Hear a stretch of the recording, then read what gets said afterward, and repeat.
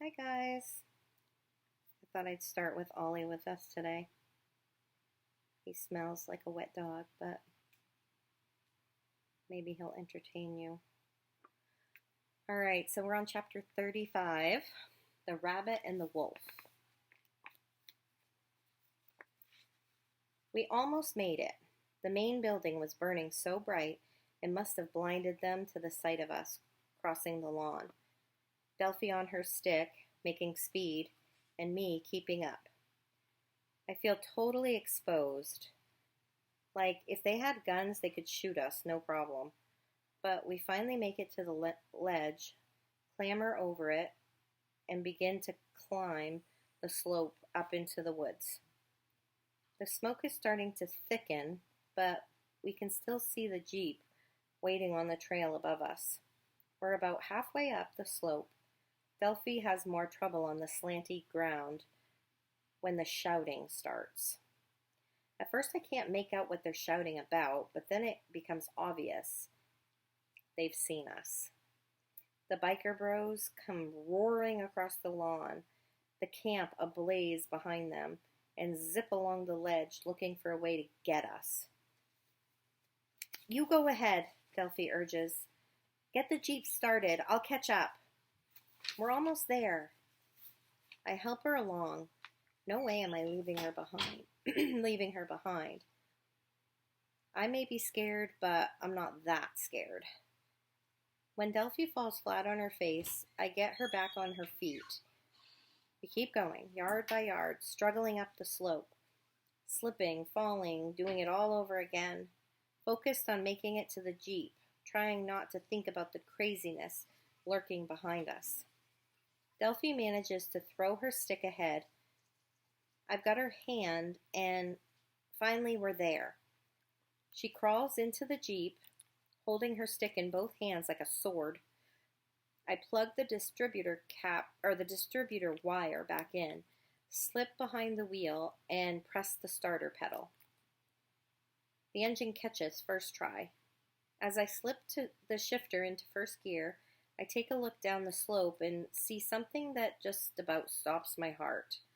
The biker bros have found the planks we propped on the ledge, and they zoom across it side by side, working their way up the slope as fast as they can, skidding around trees and flying high over rocks and protruding roots, intent on reaching us. The sooner the better. I feel like a rabbit with a pack of wolves bearing down. Sam! Delphi screams, snapping me out of it. I let out the clutch and press the accelerator pedal to the floor, running up through the gears. We're hitting 40 miles an hour, flat out, and it's all I can do to keep us from flying off the trail.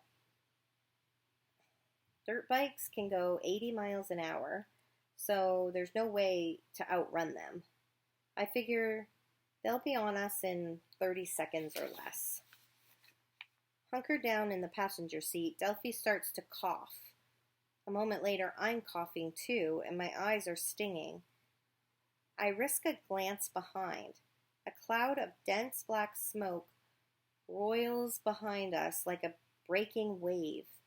The wind is strong at our backs, and the smoke from the fire is catching up even faster than the bikers. That's a good thing, but not if it means we can't breathe. Seems like there's no way to get away from the smoke other than to try and outrun it. I concentrate on maintaining maximum speed. We're flying over ruts, bouncing hard enough to make the steering wheel shudder like a living thing.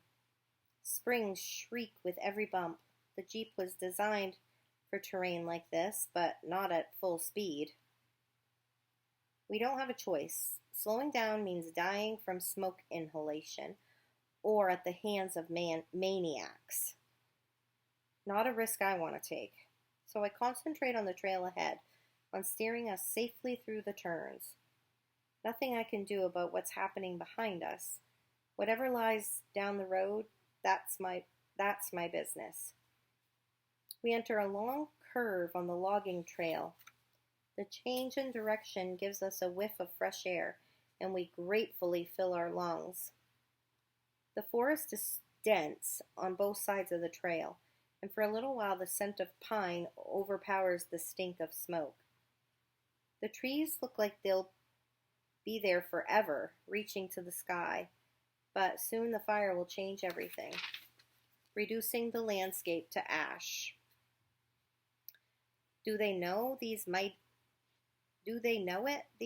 trees? Do they have any sense of what's coming? Weird what you think of when you're trying to outrun a fire, when your brain is locked into what it means to be alive,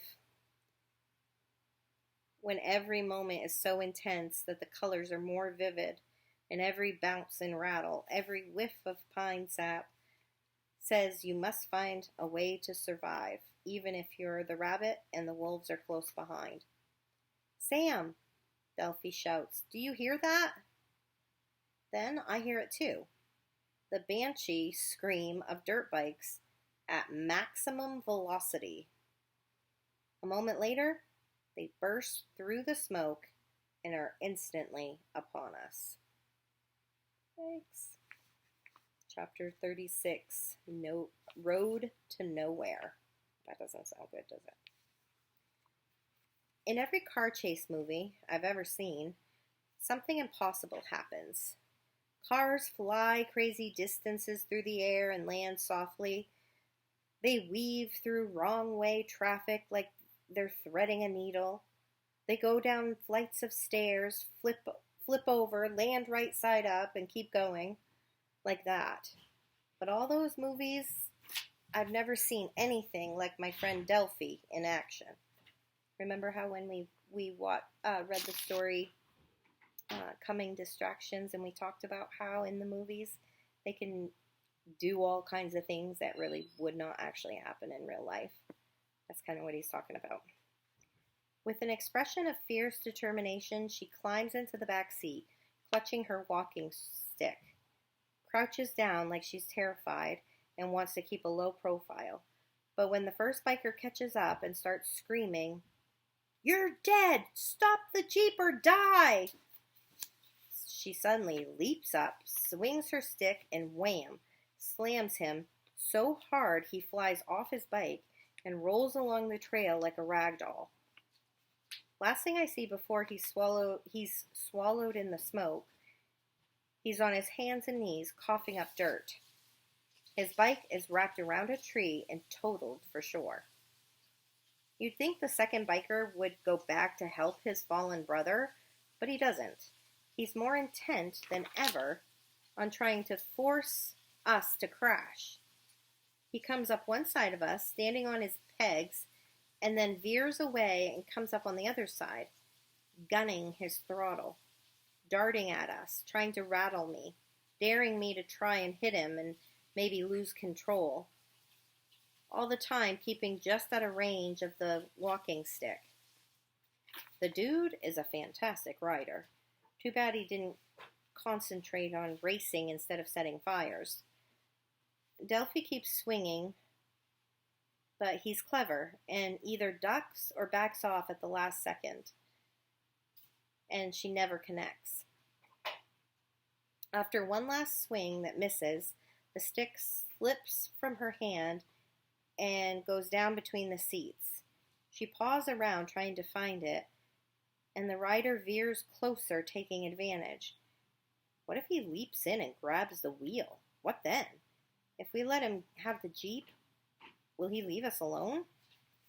But this is about more than taking the Jeep or crashing his brother. We've seen what they did in 2 locations, and I'll bet there are more. I don't know if the brothers started the original fire, but for sure they've been helping it along. The remaining rider edges in, gets a gloved hand on the side of the Jeep, and that's when Delphi grabs a gallon jug of water and in one smooth motion slams it upside his head. Like maybe dropping her stick was to fool him into coming so close. He goes over backwards, landing hard in the dirt, and his bike goes straight up in the air and very nearly lands on him.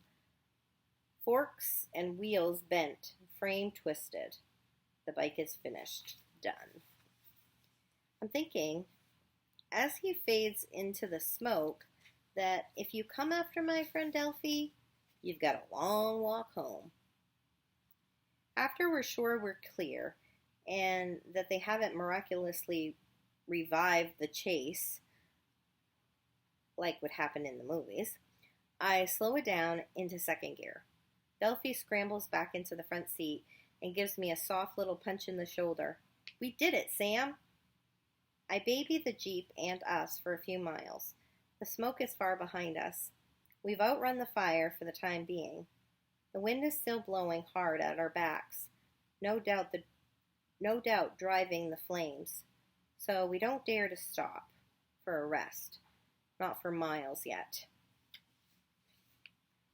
Ollie wants to get comfy. Want to say hi to the kids?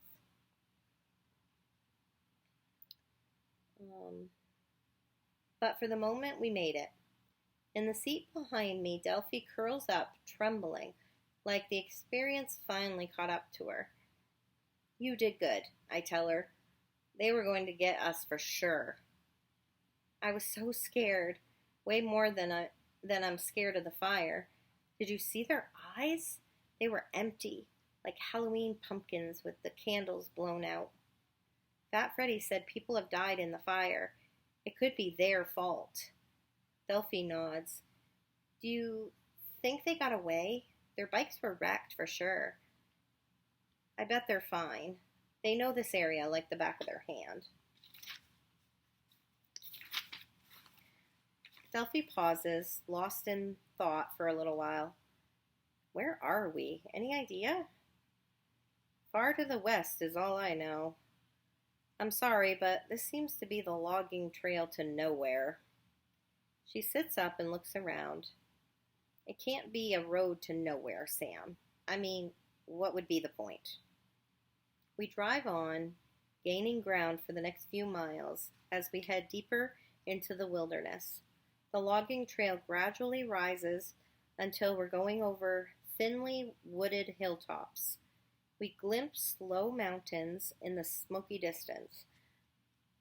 I'm so into keeping on the trail and being careful how I steer that I forget to check the compass on the dash. When I finally do check the compass, the surprise hits me like a punch in the gut. We've been heading more or less west. Now we're heading east. It must have happened really gradual, but it freaks me out that I didn't notice.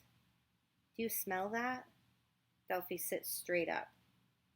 The logging trail has turned back on itself, so the wind is in our faces.